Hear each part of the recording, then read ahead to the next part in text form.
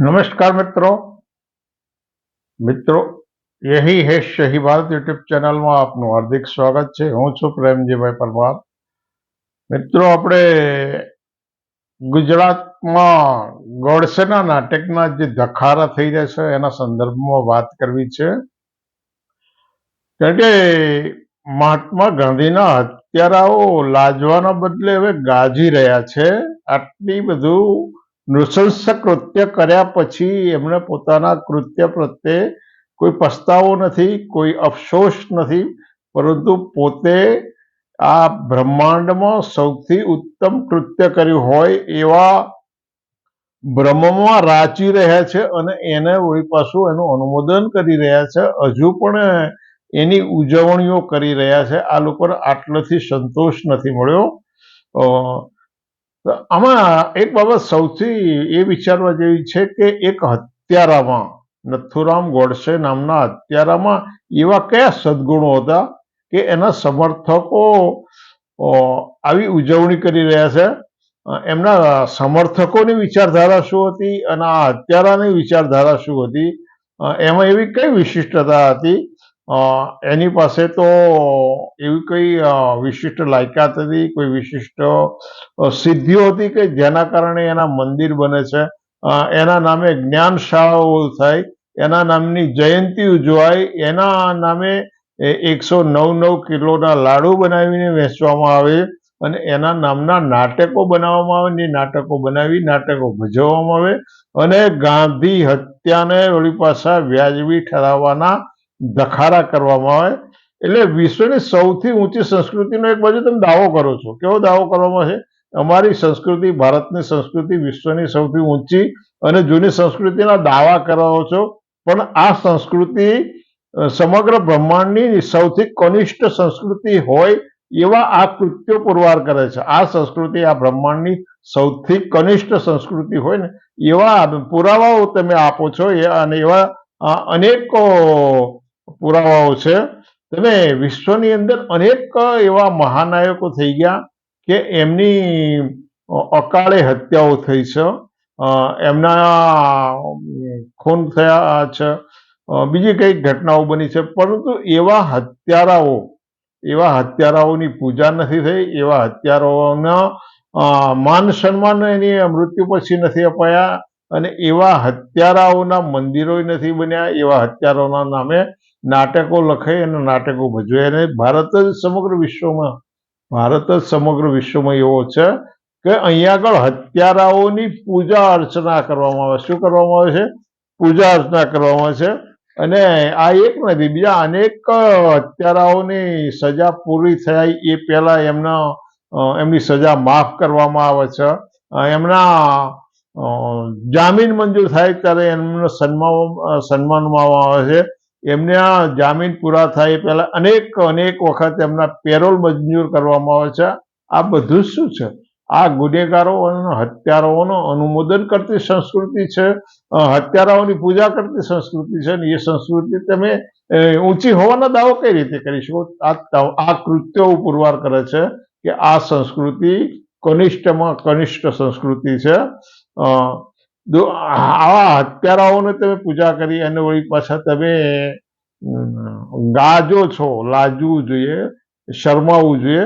બીજી વસ્તુ આપણે એ વિચારીએ કે મહાત્મા ગાંધી જેણે ભારતને આઝાદી અપાવવામાં અમૂલ્ય યોગદાન હતું, એ ગાંધીની હત્યાને તમે ગાંધી વધ શબ્દથી નવાજો છો। એટલે આ ગાંધી વધ શબ્દ છે ને એ મનુવાદનો ઘોતક છે। શું છે? ગાંધી વધ એક વ્યક્તિનું હત્યા હતી, ખૂન હતું, અને એ પણ કાયરતાપૂર્ણ।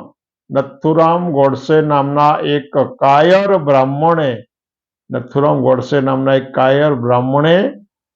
પ્રણામ કરવાની મુદ્રાની અંદર પોતાનું હથિયાર છુપાઈ ગાંધીજીને એને પડકાર નહોતો કર્યો, ખબરદાર તૈયાર રહેજે, હું આવું છું તારી હત્યા કર, એવું નહોતું કર્યું। એનામાં કોઈ શૌર્ય નહોતું, કોઈ એનામાં સાહસ નહોતું। એક કાયર હતો અને એ કાયરે એના બે હાથમાં પિસ્તોલ સંતાડી અને પ્રણામ કરવાની મુદ્રાની અંદર ગાંધીજી નજીક જઈ અને એણે ગોળીઓ છોડી હતી. હવે એવી હત્યા કરી છે તો એ હત્યાનો વધ કહેવામાં, એટલે પ્રાચીન શાસ્ત્રોની અંદર કેટલાક રાક્ષસોની દેવો દ્વારા એમ કે હત્યા કરવામાં આવતી, એટલે એના વધ શબ્દ કહેવામાં આવતો. એટલે શું વધ, એની આ શબ્દ પ્રયોજવા પાછળ રાક્ષસો એમ કે દૂષણો હતા. આવી કથાઓ બનાવવામાં આવેલી છે. આ પણ બનાવટી કથાઓ છે. એવી કથાઓ બનાવવામાં આવી, આ દૂષણો હતા. એટલે ગાંધી નામનું એક દૂષણ હતું અને દૂષણનો વધ કરવામાં આવ્યો. એવું ગાંધી વધ શબ્દની સાથે ખરેખર ગાંધી હત્યા છે. અને અમે આ અગાઉ અનેક વખત એવું કહ્યું, ગાંધી એક નિર્બળ, નિશસ્ત્ર અને હાર્ડ માસનો એક લોચો હતા અને એને હણી નાખવામાં આમાં ક્યાં શૂરવીરતા હતા, સાહસ હતું કે આની અંદર કયા આધારે કઈ વિચારધારાને તમે અનુમોદન કરી રહ્યા છો? આ તો એક વિશ્વનું સૌથી મોટું કાયરતાપૂર્ણ કૃત્ય હતો અને એને વળી પાછા તમે પ્રમાણી રહ્યો છો, એના નામે એ કરી રહ્યા છો. એટલે ગાંધી હત્યાની અંદર પણ મનુવાદ, આજે પણ મનુવાદ છુપાયેલો છે. અને એ મનુવાદ, ગાંધીનો દોષ શું? ગાંધીની તો હત્યા કરી તો ગાંધીના દોષ શું? આ પણ ગાંધીના કેટલા દોષ હતા? ગાંધી હત્યા કરનારા જે લોકો હતા મનુવાદી હતા અને એ મનુવાદી બ્રાહ્મણો હતા. પણ આ લોકો જેને હત્યા કરી એ વિચારધારાના લોકો હતા. એ ભારતના ભાગલાની જનક મુસ્લિમ લીગ અને હિન્દુ મહાસભા, તો જે મુસ્લિમ લીગ હતી એના સહયોગી હતા. ગાંધીના હત્યારાઓ હતા એ મુસ્લિમ લીગના સહયોગી હતા અને એમણે 1942ની અંદર પશ્ચિમ બંગાળમાં અને સિંધ પ્રાંતમાં મુસ્લિમ લીગની સાથે મળીને સરકારો, પ્રાંતિક સરકારો બનાવી હતી. રાષ્ટ્રીય સ્વયંસેવક સંઘે 1942નું ક્વિટ ઇન્ડિયા આંદોલનમાં અને એ આગળ અને એ પછી પણ સ્વતંત્ર આંદોલનમાં ક્યારેય ભાગ નહોતો લીધો. નથુરામ ગોડસે રાષ્ટ્રીય સ્વયંસેવક સંઘનો સભાસદ હતો. આવું અનેક વખત પુરવાર થયેલી બાબત છે. રાષ્ટ્રીય સ્વયંસેવક સંઘે સ્વતંત્ર આંદોલનમાં ભાગ નહોતો લીધો. જેની નામ આગળ વીર શબ્દ, કાયર શબ્દ મૂકવો જોઈએ, એની જગ્યાએ વીર શબ્દ મૂક્યો. એવા વિનાયક દામોદર સાવરકર, એ વ્યક્તિએ તો અંગ્રેજોના સમર્થનમાં, સુભાષચંદ્ર બોઝની વિરુદ્ધમાં અંગ્રેજોના સમર્થનમાં ભારતીય સૈનિકોની ભરતી કરવા માટેની ઝુંબેશ ચલાવી હતી. સાવરકરને અંગ્રેજો પેન્શન આપતા હતા. શા માટે? અંગ્રેજોનો સહયોગ કરવા માટે. તો દોષિતો આ લોકો હતા. આમની સામૂહિક રીતે કેમ હત્યા ના કરવામાં આવી? અને ગાંધીનો દોષ શું હતો? ગાંધીનો દોષ એ હતો કે તમારે જે હિન્દુ રાષ્ટ્ર સ્થાપવું હતું, એ વખતે અનેક લોકો, ગાંધીજી, જવાહરલાલ નહેરુ, સરદાર પટેલ, ડોક્ટર બાબા સાહેબ આંબેડકર અને બીજા અનેક અગ્રણીઓ આ હિન્દુ રાષ્ટ્રના વિચારને સામે એક મહાન પહાડ તરીકે ઉભા હતા. અને એમાં સૌથી અગ્રીમ ગાંધીજી હતા. એટલે ગાંધીજીને પતાવવાનું આ કૃત્ય કર્યું. એટલે આ જે લોકોએ આ જે કૃત્ય, આ લોકો એવું માનતા હતા કે ભાઈ ગાંધીજીને પતાવી દો અને પછી લોક સમર્થન મળશે.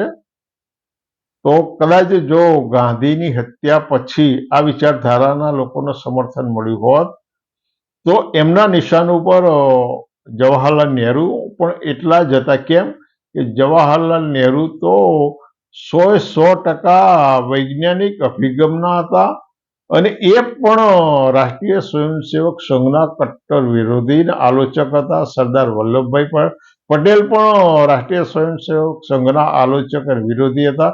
રાષ્ટ્રીય સ્વયંસેવક સંઘ ઉપર પ્રતિબંધ મૂકનાર સરદાર વલ્લભભાઈ પટેલ જ હતા.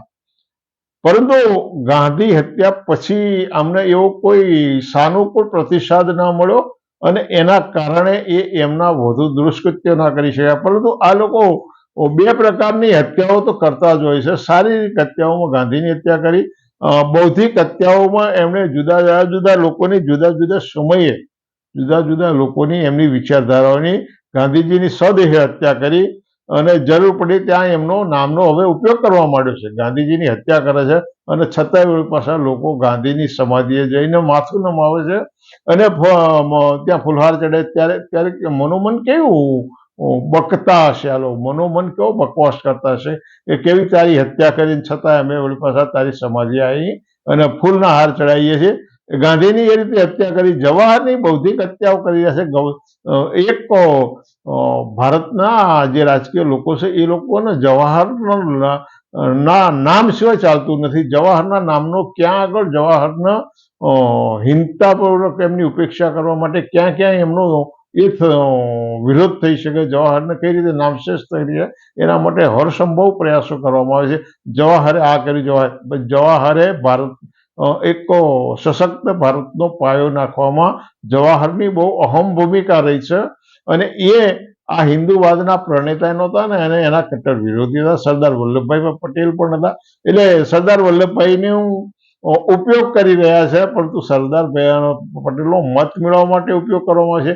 પણ સરદાર પટેલના નામે એમણે એવી કોઈ વિચારધારા વિકસાવી નથી. સરદાર પટેલ તો હિન્દુ રાષ્ટ્રના વિરોધી હતા, રાષ્ટ્રીય સ્વયંસેવક સંઘના વિરોધ. એ વાત એમણે ક્યારેય નથી કરી.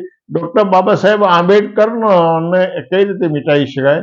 તો બાબા સાહેબ આંબેડકરને વૈચારિક રીતે મિટાવી દેવા માટે સતત બંધારણનો વિરોધ કરવામાં આવે છે. બાબા સાહેબે પ્રસ્થાપિત કરેલી અનામતનો વિરોધ કરવામાં આવે છે. બાબા સાહેબ હિન્દુ સમાજ સુધારક હતા એવો પ્રચાર કરવામાં આવે છે અને જે જાતિવાદના અને વર્ણ વ્યવસ્થાના કટ્ટર સમર્થકો હતા એની સાથે બાબા સાહેબની હિન્નતાભરી તુલના કરવામાં આવે છે.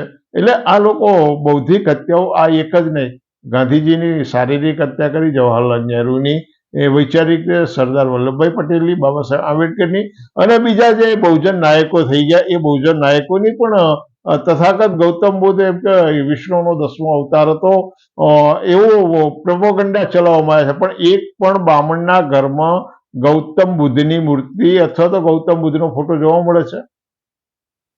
જો તથાગત ગૌતમ બુદ્ધ વિષ્ણુનો 10મો અવતાર હોય તો એમના ઘરમાં રામ, કૃષ્ણની, વિષ્ણુની, શિવની જે મૂર્તિઓ અને ફોટાઓ જોવા મળે છે, કેમ એક પણ જગ્યાએ એક પણ એવા તથાકથિત હિન્દુના ઘરમાં ગૌતમ બુદ્ધની મૂર્તિ અથવા તો ફોટો ત્યાં નથી જોવા મળતો?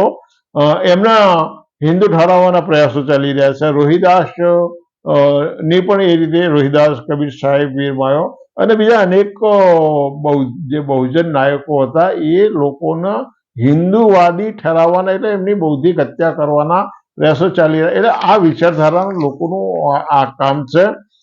જે નડતા છે જે લોકો આટખેલી રીત છે એને શારીરિક પતાવી દો, જેને શારીરિક નથી પતાવી શક્યા એને બૌદ્ધિક રીતે પતાવી દેવો અને એમ કરી અને આજે ગાંધીજીને શારીરિક રીતે તો પતાવ્યા છે અને છતાંય આ લોકોની માનસિકતા તો તમે જો એમની વિરુદ્ધમાં પુસ્તકો લખવા, નાટકો કરવા અને આટલા બધા હિંસા ભર્યા કૃત્યને પોતે વ્યાજબી ઠરાવી રહ્યા છે.